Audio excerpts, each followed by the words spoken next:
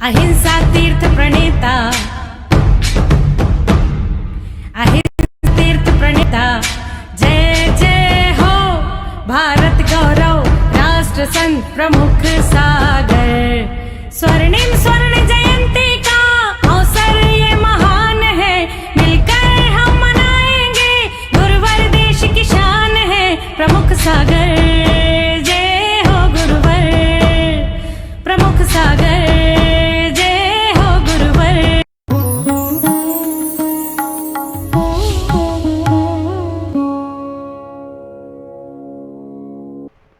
धर्मस्नेही बापात्माओं, नगरों में संतों का आवागमन बड़े पुण्य और बड़े मुश्किल से आते हैं। कहा जाता है जब बसंत का महीना आता है,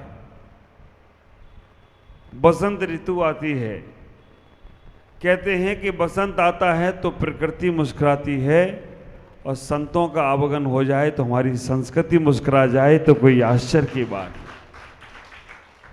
बसंत का मौसम आते ही चारों तरफ प्रकृति मुस्कुराने लगती है, और संतों के आगमन से हमारे दिल मुस्कुराने लगते हैं, हमारे वातावरण प्रफुल्लित होने लगते हैं। और मैं अक्सर कहता हूँ, सोते को जगाने संत आते हैं, सोते को जगाने संत आते हैं, जागे को चलना सिखाने भगवंत आते हैं। जागो या ना जागो ये तो हमारे ऊपर है, जागो या ना जागो ये तो तुम्हारे ऊपर है। तुम्हें तुम्हारे परमात्मा से मिलाने संत और भगवंत आते हैं, तुम्हें तुम्हारे परमात्मा से मिलाने।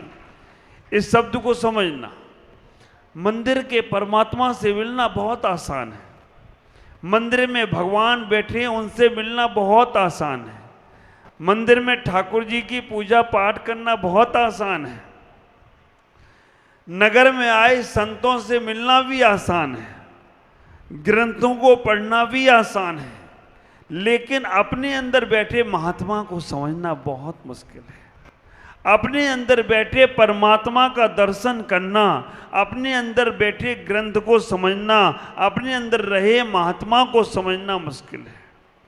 और आप विचार करके रखना, सबके अंदर एक भगवान आत्मा बैठी है, सबके अंदर वो परमात्मा का गुण है, सबके अंदर वो भगवत सत्ता विराजमान है, लेकिन समझ नहीं पा रहे हैं।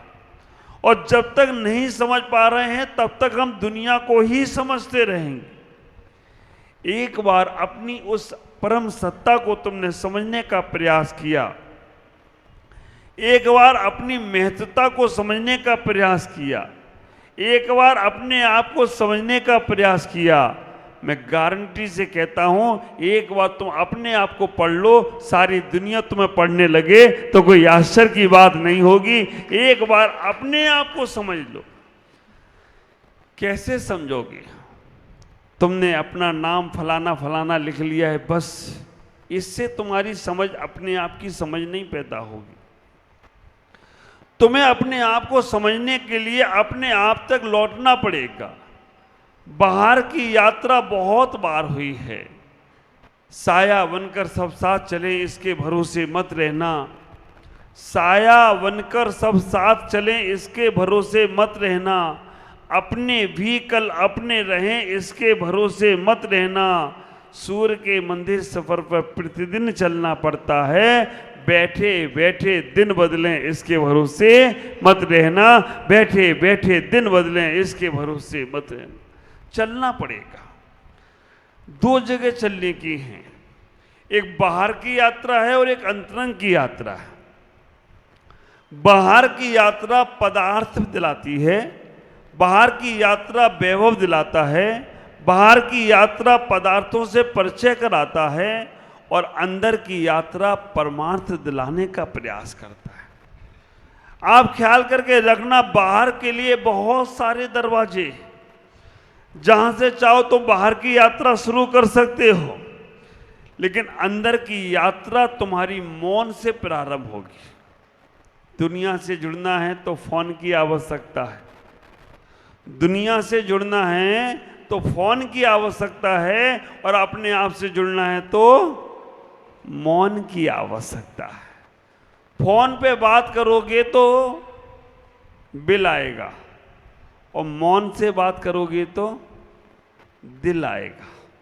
आप विचार करके रखना, फोन पे बात करने से बिल आते हैं और मौन से बात करने से दिल आते हैं।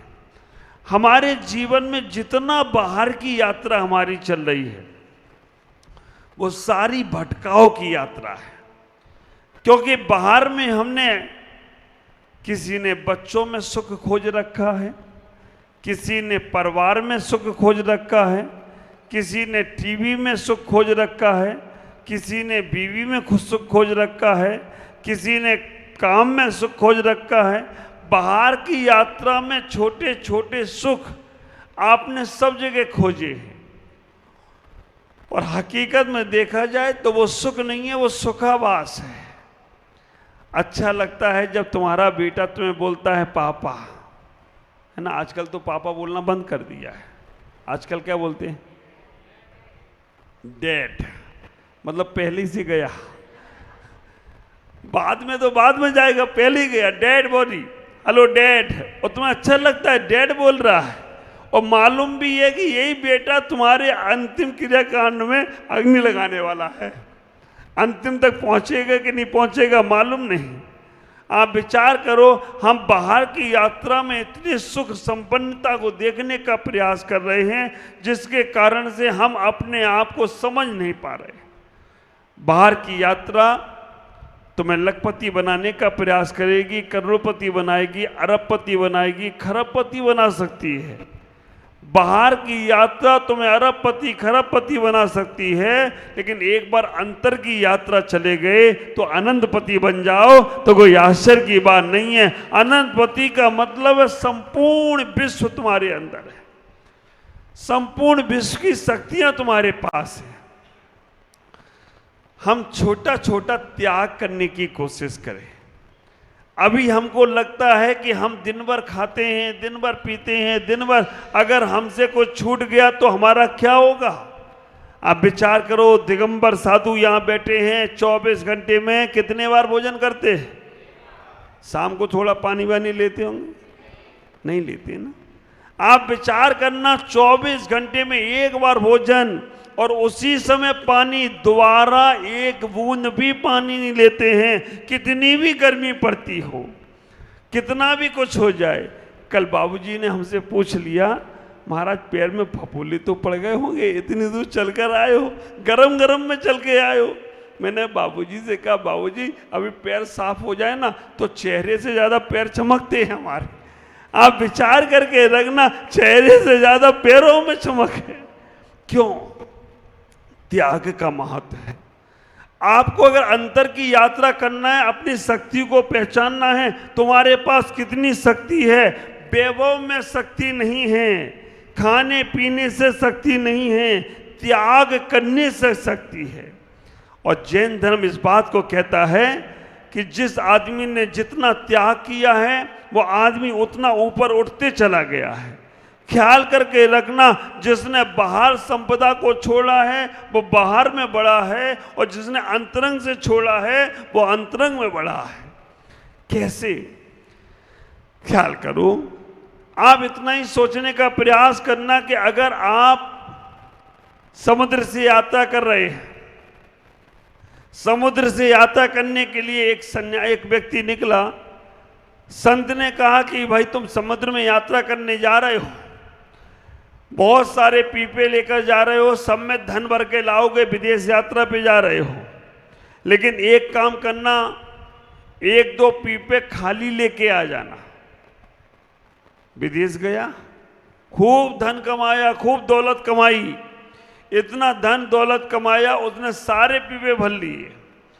संत ने कहा था कि 1-2 पीपे खाली ले आना, बात ने नहीं मानी, उसमें भी धन भर लिया। आखिरकार जब लौटने लगा तो समुद्र में जब तूफान आया तो अब उसने कहा क्या करूं, ये खाली नहीं है कोई पीपे जिनको लेकर मैं समुद्र में कूद जाता तो कम से कम बच जाता। आखिरकार धन भी गया और वो भी चला गया।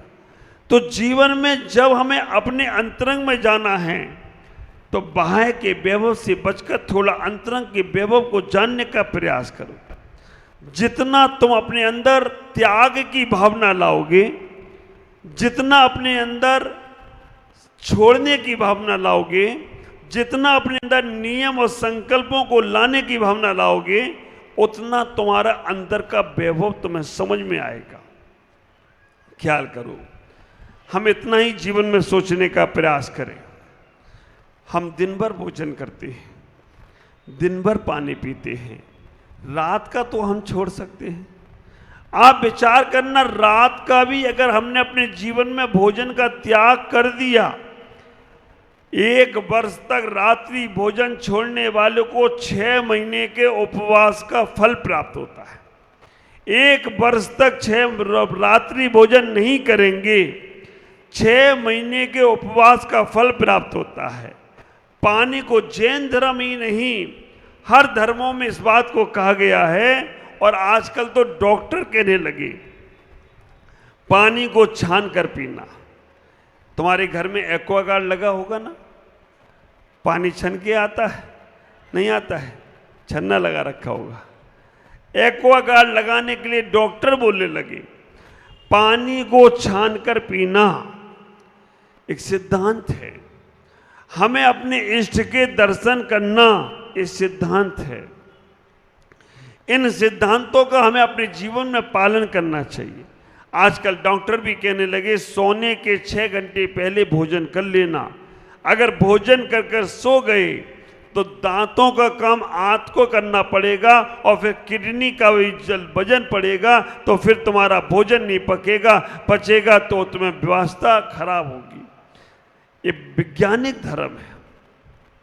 हमें इतना ही सोचना है अपने जीवन में, हमने बहुत कुछ खा पी लिए जीवन भर, अब हम रात के समय कम से कम उन भोजन का त्याग करेंगे। हमेशा ना कर पाओ तो कम से कम हम महीने में 25 दिन छोड़ेंगे। समय बांधने का प्रयास करो। इतना ही ख्याल करके रखना, हम 6 बजे, 7 बजे, 8 बजे हम लोगों के पास लोग आते हैं कि महाराज जी आप हमसे आहार ले सकते हो क्या? यहाँ तो बल्ले बल्ले हो गई सबकी। महाराज ने पूछे ही नहीं कि तुम्हारा कुछ त्याग है कि नहीं है। उन्होंने कि अच्छा मौका लगा, चलो महाराज के पास। महाराज पूछ ही नहीं रहे तो अपन तो दे आओ उनको। दिगंबर साधु को आहार देना बहुत पुण्य की बात है। इतना ही विचार करना, कई जन्मों का पुण्य अर्जन किया होगा तब कर पात्र में कैसे उन्हें आहार देते हैं। बर्तन में भोजन नहीं करते, हाथ में आप जो देते हो वो, और कर पात्र में भोजन करते हो। ख्याल करना, वो कई जन्मों के पुण्य के उदय होते हैं। मैं आपको आपके त्याग की महिमा बताना चाहता हूँ। ख्याल करना, एक व्यक्ति आया, बोला महाराज मैं आपको आहार देना चाहता हूँ, कोई त्याग व्याग। नया नया साधु बना था। नए साधु बनते हैं वो ज़्यादा त्याग व्याग कराते हैं, क्योंकि खुद तो हो नहीं पा रहा है, दूसरे का ही कराओ, है ना। आप विचार करना, तो ज़्यादा करा देते। मैंने कहा मैं भी करा देता हूँ। मैंने उससे बोला भाई रात में भोजन छोड़ना पड़ेगा, क्योंकि रात में तो भोजन करने से हमारे मांस खाने का दोष लगता है। हमारे मार्कंडेय आचार्य ने लिखा है, मनुस्मृति ग्रंथ में लिखा है, हमें रात में कम से कम नहीं करना चाहिए। उसने कहा कि महाराज मैं अकेला हूँ, दुकान खोलता हूँ, रात के 9 बज जाते हैं। मैंने कहा चलो रात के 9 बजे के बाद रात में नहीं खाना। बोला महाराज कभी कभी पिक्चर देखने चला जाता हूँ, 12 बज जाते हैं। मैंने कहा 12 बजे के बाद रात में भोजन नहीं करना। बोला महाराज कभी कभी पार्टी में चला जाता हूँ, 2 बज जाते हैं। मैंने कहा रात को 2 बजे के बाद नहीं करना भोजन। बोला महाराज सुबह से कोई मिला नहीं तुम्हें क्या? कोई तो हाथ धो के पड़ता, तो नहा धो के मेरे पीछे पड़ गए हो। रात के 2 बजे के बाद भोजन नहीं करना। मैंने उसे एक सच्चा अच्छा तरीका बताया। मैंने उससे कहा इतना नियम बना लो, सोने के बाद जागने के पहले रात्रि भोजन का त्याग। इसमें क्या दिक्कत है? सोने के बाद जागने के पहले रात्रि भोजन का, अब कोई प्रॉब्लम? सो जाओ त्याग, जाग जाओ फिर खाने लगना। जितने बजे जागो उतने बजे खाने लगना। बोला महाराज नहीं हो सकता। मैं अब क्या प्रॉब्लम? बोला महाराज मैं सो जाता हूं, सपने में हल्दीराम की भुजिया नजर आती मुझे। सपने में भी कर रहा है भोजन। ऐसा आदमी तो भोजन का कीड़ा बनेगा। ख्याल करके रखना, ये जो तुम्हारा शरीर स्वस्थ करना है, पहला सुख निरोगी काया, दूसरा सुख घर में माया, तीसरा सुख सुलक्षणा नारी, और चौथा सुख पुत्र आज्ञाकारी। कितने सुख मिले आपको? चारों मिल गए? हाँ? पहले घर के किचन में डिब्बा होता था, नमक का, तेल का, घी का डब्बा सब होते थे। अब काय का डब्बा? एक और दवाई का डब्बा। आप विचार करके रखना, पहले तुम थाली के पास नमक, मिर्च, हल्दी, धनिया, शक्कर, चीनी रखते थे, अब तुम्हारी दवाई के डब्बे चालू हो गए। और जब तक ये दवाई के डब्बे तुम्हारे रहेंगे, जब तक तुम्हारा अपना खान पान अच्छा नहीं होगा। आप विचार करो, हम प्रकृति के साथ जीने का प्रयास करें। प्रकृति के साथ जो लोग जीते हैं उन्हें कभी कोई औषधि की जरूरत पड़ने वाली नहीं है। ख्याल करो, मेडिटेशन करने का प्रयास करो। मेडिटेशन जो करते हैं उन्हें टेंशन और डिप्रेशन दोनों ही नहीं आते। हमने मेडिटेशन करना छोड़ दिया, हम बाहर की दुनिया में जीने लग गए। हम अपने जीवन को इतना ही ख्याल करके रखें कि हम कितना अपने आप को बचा सकते हैं। जब तक हम उल्टी सीधी चीज़ों से अपने आप को नहीं बचाएंगे, तब तक हम अपने जीवन को स्वस्थ नहीं रख सकते। रामदेव बाबा सुबह से कहते हैं कि योगा करो, प्राणायाम करो। आप ख्याल करो, 2 काम पुरुषों को हमेशा करना चाहिए और 2 काम महिलाओं को करना चाहिए। पुरुषों को 2 काम करना चाहिए, साइकिल चलाना चाहिए और पानी में स्विमिंग करना चाहिए स्वस्थ रहने के लिए। अब साइकिल तुम्हारे पास नहीं है, ख्याल करो। अब साइकिल है, कोलू के बैल वाली साइकिल घर में खड़ी है। साइकिल मारे रहो पेंडल पे पेंडल। कहाँ गए थे? कहीं नहीं गए, जाके वहीं खड़े हो। कोलू का बैल घूम रहा है, घूमते घूमते वहीं के वहीं खड़ा। आप विचार करना, स्विमिंग में आप नहीं है, अब तुम स्विमिंग पूल में जाने का प्रयास करते हो। महिलाओं को 2 काम करना चाहिए, कुएं से पानी खींचना और गेहूं को चक्की पे पीसना। कहाँ गए? आप विचार करना, कुआं खत्म, आजकल हर काम रिमोट से हो रहा है और रिमोट ने इतना तुम्हें कमजोर बना दिया। पहले के आदमी ताकत ज्यादा थी, अभी आज के आदमी में ताकत ज्यादा है। पहले का आदमी दिमाग से करोड़ों की संख्या जोड़ लेता था। अब आज अगर कह दिया जाए 5 और 5 कितने होते हैं, कैलकुलेटर निकालो, अभी जोड़ के बताता हूं 5 और 5 कितने होते हैं। ख्याल करना, हमारे मोबाइल ने, हमारे बाहर की संस्कृति प्रवृत्तियों ने, भौतिक साधनों ने हमारी दिमाग की शक्ति कमजोर कर दी। हमारे बाहर के शरीर को जब तक हम इस्तेमाल नहीं करते हैं, तब तक शरीर की शक्ति कमजोर होती जा रही है। हमें विज्ञान के साथ जीना है, लेकिन उतना ही जीने का प्रयास करो जिसमें शरीर साथ देता रहे। अगर हमने विज्ञान के साथ जीते जीते अपने शरीर को साथ देना छोड़ दिया, तो ख्याल करके रखना, हम बहुत अपने आप से कमजोर हो जाएंगे। मैं आप सबसे कहूँगा, ठाकुरगंज एक दिन का प्रवास बहुत अच्छा रहा। सब लोग ऐसे लगते हैं जैसे बरसों से हम एक दूसरे को जानते हों, कहाँ से कहाँ तक मिलके आए। हमारे बाबूजी, हमारे गोपाल जी, गोपाल नहीं, गोपाल तो गंज है, हमारे विचार करना मोहन जी कहो या गोपाल जी नाम है, गोपाल, मोहन और ठाकुर, तीनों एक ही नाम है। ठाकुरगंज में गोपाल जी मिल गए, मोहन जी मिल गए और हमारे बाबू जी मिल गए। इस गोपालगंज को, ठाकुरगंज को ऐसे ही भारतीय संस्कृति से हम संजोना का प्रयास करें। चारों तरफ आज मैं भ्रमण करके आया, मैंने कुछ बाहर देखा ही नहीं ऊपर की तरफ, कहाँ क्या था। मैं तो अपने कदम से कदम चलाकर देख रहा था, लेकिन ऐसा लग रहा था कि चारों तरफ धार्मिक लोग हैं, अच्छे लोग हैं, यहाँ पर संतों का आवागमन हमेशा होता रहा तो हमारे ख्याल से गोपाल जी ठाकुरगंज अपने आप में बहुत ऊंचा आगे बढ़ने का प्रयास करेगा। आप सब लोग अपने जीवन में हमें भारतीय संस्कृति को बहुत आगे से आगे बढ़ाने का प्रयास करना है। आज इतना ही। ओम नमः जय गुरुदेव।